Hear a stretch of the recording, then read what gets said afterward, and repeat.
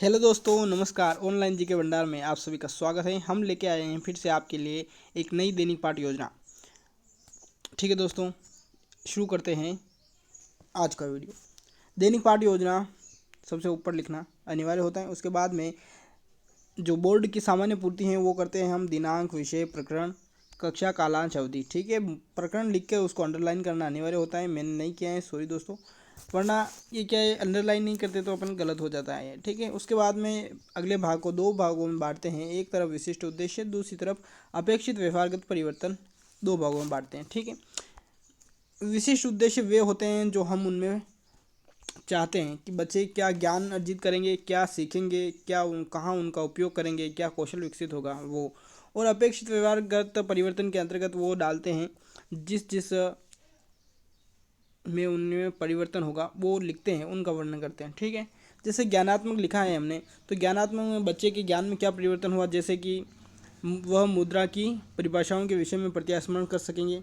ठीक है, उसके बाद में छात्र मुद्रा के अर्थ का प्रत्याभिज्ञान कर सकेंगे। ये आदि उनके ज्ञान में परिवर्तन होते हैं। अवबोध में हमने लिखा है मुद्रा के कार्य का वर्णन कर सकेंगे। ठीक है, उसके बाद में छात्र मुद्रा के कार्य को समझ सकेंगे। ठीक है, उसके बाद में ज्ञानोपयोग में लिखा है हमने कि मुद्रा का दैनिक जीवन में उपयोग करने के बारे में सीख सकेंगे। ठीक है, उसके बाद में अगला लिखा है हमने छात्र प्राप्त जानकारी के आधार पर भविष्यवाणी कर सकेंगे। ठीक है, कौशल में उनमें क्या कौशल विकसित होगा, जैसे उसमें कौशल विकसित होगा छात्र बाजार में मुद्रा से संबंधित तथ्यों को चित्रांकित कर सकेंगे। उसके बाद में लिखा है हमने छात्र मुद्रा के कार्यों को चार्ट पर दर्शाने का कौशल विकसित कर सकेंगे। अभिरुचि वह होती है जैसे मतलब इस पाठ को पढ़ाने के बाद में बच्चे किस चीज़ की तरफ अपनी रुचि दिखाते हैं। ठीक है, वो मतलब अर्थशास्त्र से संबंधित पत्र पत्रिकाओं को पढ़ने में रुचि ले सकेंगे। ठीक है, ऐसी चीज़ें हैं। जैसे मुद्रा की कार्यों की एक सूची संग्रह करेंगे, ऐसे मुद्रा क्या क्या काम में आती हैं, ऐसी उनकी रुचि विकसित होगी। ठीक है, या फिर वो जानने की कोशिश करेंगे कि पुराने समय में कौन सी मुद्रा चलती थी। ठीक है, ऐसी भी उनमें रुचि विकसित होगी। अभिवृत्ति उनका दृष्टिकोण होता है, जैसे वो किस चीज़ के प्रति कैसा दृष्टिकोण विकसित करेंगे। ठीक है, सहायक सामग्री हमें क्लास में पढ़ाते वक्त क्या क्या चाहिए वो सहायक सामग्री के अंतर्गत आता है, जैसे चौक डस्टर हो गया, लपट फ्लैग, संकेतक, चार्ट आदि कक्षा उपयोगी सामग्री आ गई इसमें। ठीक है, उसके बाद में विधि, व्याख्यान विधि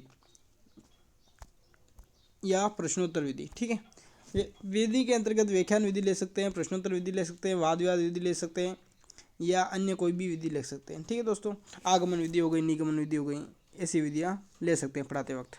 लेकिन अधिकतर जो हम यूज़ करते हैं वो व्याख्या विधि होती है और प्रश्नोत्तर विधि होती है। ठीक है दोस्तों, पूर्व ज्ञान मतलब बच्चों को एकदम से हम नया ज्ञान तो नहीं दे रहे हैं, उनको सामान्य जानकारी पहले से होनी चाहिए। ठीक है दोस्तों, एकदम से उनको नया ज्ञान नहीं दे सकते हम। ठीक है, वरना उनको समझ में नहीं आता है नया ज्ञान देने से। ठीक है दोस्तों, चलते हैं आगे। आगे आ गया हमारा प्रस्तावना में क्या करते हैं हम कि 5 प्रश्न पूछते हैं और 5 प्रश्न एक दूसरे से कनेक्टेड होते हैं। ठीक है दोस्तों, मतलब पहला प्रश्न का जो उत्तर आता है उसके उत्तर से ही दूसरा प्रश्न शुरू होता है, और दूसरे प्रश्न का जो उत्तर होता है उससे तीसरा प्रश्न शुरू होता है। ठीक है दोस्तों, ऐसे कनेक्टिंग होते हैं। तो 5 प्रश्न पूछते हैं और 5वें प्रश्न में अपना जो प्रकरण है वो निकल के आता है। ठीक है, ऐसे ही हमारे प्रश्न है आपकी मूलभूत आवश्यकताएं कौन सी हैं, तो बच्चे जवाब देंगे रोटी कपड़ा मकान। ठीक है, कपड़े कहाँ खरीद आप कपड़े कहाँ से खरीदते हैं, तो बच्चे जवाब देंगे दुकान से। दुकान पर बैठने वाले इंसान को क्या कहते हैं, तो बच्चे बोलेंगे दुकानदार।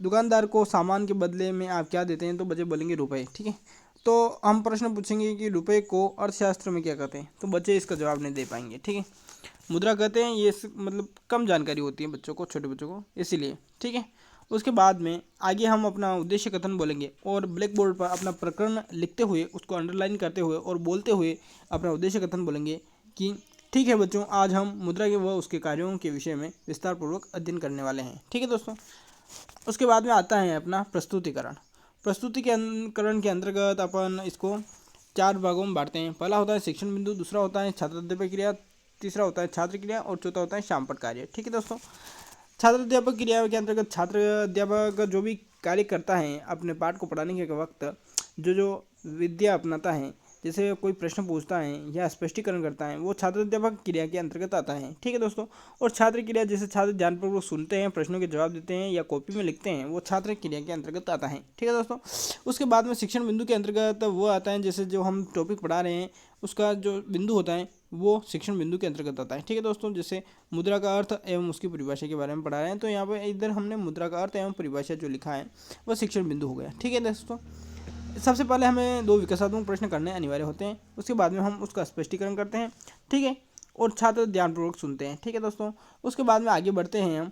तो स्पष्टीकरण हो जाने के बाद में हम छात्रों से 3 या 4 प्रश्न पूछते हैं, विकास बोध प्रश्न। ठीक है दोस्तों, बोध प्रश्न पूछने के बाद में अपना जो अगला शिक्षण बिंदु है उस पर जाने के लिए हम वापस से विकासात्मक प्रश्न करते हैं। कौन से?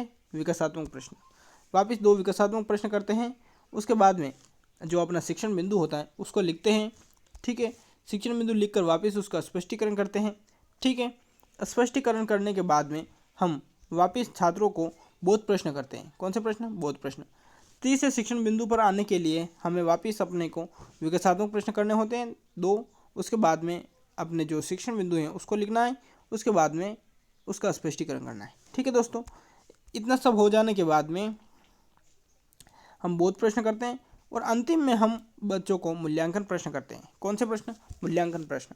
मूल्यांकन प्रश्नों में पाठ में जो हमने मुख्य जो चीज़ें हैं उनके बारे में छोटे छोटे प्रश्न बच्चों से वो करते हैं। ठीक है दोस्तों, जैसे हमने किया है यहाँ पे क्रय विक्रय का मुख्य माध्यम क्या होती हैं। ठीक है, मतलब डेस्क लगा रखा है, इसका मतलब यहाँ पे विक्रय स्थान है, उनको बच्चों को भरना है यहाँ पे कौन सी चीज़ें होती हैं जो क्रय विक्रय में काम आती हैं। ठीक है दोस्तों, दूसरा प्रश्न हमारा हो गया धातु से बनी मुद्रा को क्या धातु मुद्रा कहते हैं, यह भी होती हैं, कैसी होती हैं, तो ये बच्चों को बताना है। ठीक है, उसके बाद में अगला प्रश्न हम करते हैं भारत में मुद्रा कौन जारी करता है।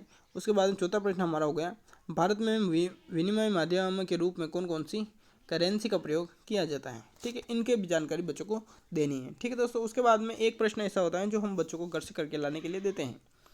वो प्रश्न है ऐसा होता है जो उनको पूरा पाठ उनके समझ में बैठ जाए, ऐसा प्रश्न उनको घर से करके लाने के लिए देते हैं। ठीक है दोस्तों, कैसा लगा हमारा पाठ योजना का वीडियो? आपको वीडियो पसंद आए तो वीडियो को लाइक कीजिए और चैनल को सब्सक्राइब कीजिए और थोड़ा सपोर्ट बनाए रखें, और ऐसे ही अन्य वीडियो लाने के लिए हमें प्रेरित करें। थैंक यू, मिलते हैं नेक्स्ट वीडियो में।